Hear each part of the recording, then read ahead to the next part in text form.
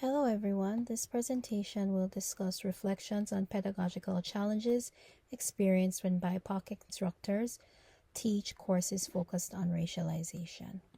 This presentation will begin by describing my identity as an educator, my experience with teaching the course that will be discussed in this presentation, challenges experienced in the course, and methods of dealing with these challenges. The purpose of this research is to describe the experience of a faculty member who had to navigate difficult discourses in a course focused on racialized experiences of Black immigrant groups in Canada. The presentation highlights the types of tensions that the teacher encountered when teaching this topic, but also describes important strategies for dealing with difficult conversations around race and immigration. The existing literature on race talk acknowledges the following. Race-related talk is quite difficult because it's related to the painful part of a country's past. Race-related talk may result in strong student reactions that may have negative implications for instructors due to differences in worldviews. However, much of the existing research centers on student experiences in educational contexts where difficult topics around race are taught. The existing literature suggests that these conversations are immensely difficult for faculty of color who can relate to difficult conversations about race-related topics and immigration. The literature makes suggestions such as withholding emotional responses to such topics while listening carefully to what students have to say, and to confront tension and anxiety with such classroom experiences by negotiating or silencing tensions. I taught the course entitled Black Immigrant Experiences in Canadian Cities in fall 2023. The course involves instruction on the following topics: the settlement experiences of Black immigrants, most notably their experiences with exclusion, and the way in which they have responded to these exclusionary experiences through transnational livelihoods and the establishment of formal institutions that serve their communities. The course adopted a multidisciplinary approach to the analysis of these issues. Students engaged with literature and course activities that allowed for immersion into real-life experiences of Black immigrants.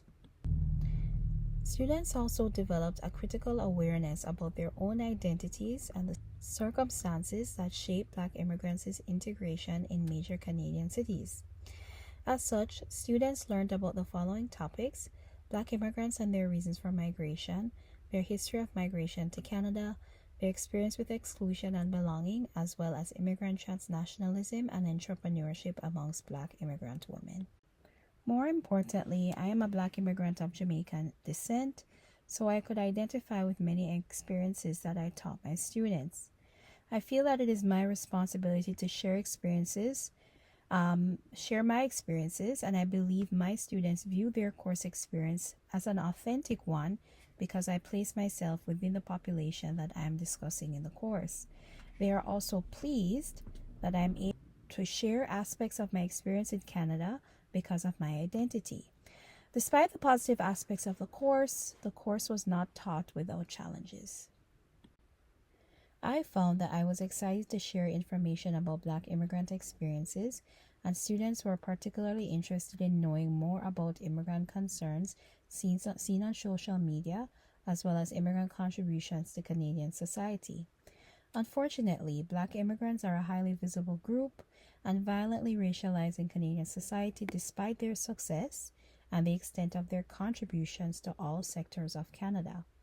As a result, I have to teach my students about the history of Black immigration to Canada, including the fact that they were initially prohibited from migrating to Canada due to exclusionary legislation in Canadian immigration policy. Many Canadians fear that allowing Black immigrants to migrate to Canada would result in the increase of the Black population in Canada. Many Canadians wanted Canada to remain a racial monolith. Canadian legislation has since become more open to immigrants from diverse racial and ethnic backgrounds. Generally, official legislation regarding immigration welcomes diversity that immigrants bring to Canadian society. The Black immigrant population increased significantly in the late 1960s and 70s, and they comprise a sizable portion of the visible minority population. Many of them come from the Caribbean and parts of Africa. Still, Black immigrants report exclusionary experiences that prevent them from acquiring jobs that allow social mobility and improvement in social status. Black immigrant men are criminalized because of negative stereotypes associated with Black men. Studies by Mariam Azami even argue that names associated with particular Black immigrant communities or ethnicities result in applicants not being offered employment. Many immigrants also report feeling out of place, and as a result, they seek out a sense of belonging in different ways, including getting involved in immigrant organizations, continuing practices with the home country, and participating in festivals that celebrate the cultural aspects of life in the home country. I often found it difficult to teach my students about racialization and the effects of racialization. Racialization is a process by which individuals in a group are characterized in a way that leads to specific forms of treatment, including oppression and privilege. Many students do not believe that racialization and its effects are real. They believe all people in all races have equal opportunities to succeed, so all Black immigrants are at fault for their disadvantage. I also found it challenging to discuss feeling out of place and needing to find a sense of belonging. This was often due to the fact that I felt out of place and depressed as a new immigrant because I was not familiar with the new context that I was in, and the initial years of settlement were difficult because I could not acquire a job that would pay me enough to cover all of my expenses. I also spent much of my money trying to acquire Canadian credentials that would allow me to get a better job. I experienced exclusion in the form of insensitivity to my cultural background and assumptions that I did not have the level of intelligence required to get a good job or do very well at Canadian institutions. Having to teach students about this topic was very difficult. I often experienced anxiety because I did not know how my students would respond to this type of information. I was nervous about the abject denial of experiences that were very real to me. As a result, I often found myself rushing to complete lectures on topics related to race and racism. I wanted the discussion to end quickly because of the anxiety that I faced. I have thought about a few resolutions to these challenges. There are various suggestions made by the literature to deal with challenges encountered in the classroom, including being prepared to address tensions, but being open to listening and negotiating with students who will have negative reactions or may have negative reactions to the course material. This is a mindset that has to be adopted in such contexts in order to have productive discussions on challenging topics. I also found that offering opportunities for group discussion among students prior to a lecture reduced the tension that I felt about discussing such topics in the course. Students' initial exposure to such topics would be through course readings and conversation with peers. I would supplement the information after such discussions.